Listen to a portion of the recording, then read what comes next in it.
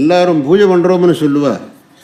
நான் பூஜைக்கு உட்கார்ந்தாக்க 2 மணி நேரம் 3 மணி நேரம் பூஜை பண்ணுவேன் அப்படின்னு சொல்லுவாள்.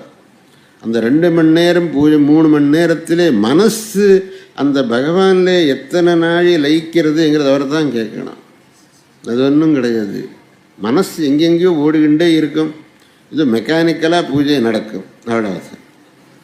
ஜபமும் அதே மாதிரி தான். இது மெக்கானிக்கலாக ஜபம், மனசு எங்கேயோ ஓடிக்கிட்டு இருக்கும். நான் 108 ஜபம் பண்ணினேன், 1008 ஜபம் பண்ணினேன், 10,000 ஜபம் பண்ணினேன் அப்படின்னு கணக்கு தான் சொல்கிறோமே இப்படியா. மனசுங்கிறது மட்டும் எங்கேயோ ஓடிக்கிட்டு அப்படி ஆகக்கூடாது. மனசு அங்கேயே லயிக்கணும். நீ 5 நிமிஷம் ஜபம் பண்ணினாலும் போகும், 10 நிமிஷம் பூஜை பண்ணினாலும் போகும், மனசு வேறு எந்த இடத்துக்கும் போகக்கூடாது.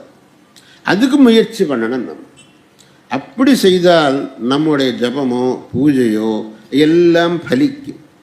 இல்லாட்டி மனசு மட்டும் அந்த பகவானுடைய விஷயத்தில் லயிக்காதுக்கு மனசு எங்கெங்கேயோ ஓடிகின்றிருந்து ஏதோ வெளியில் பார்க்கறதுக்கு மட்டும் ஜபம் பூஜை அப்படின்னு சொன்னாக்கே அதுக்கு ஒன்றும் பலன் இருக்காது.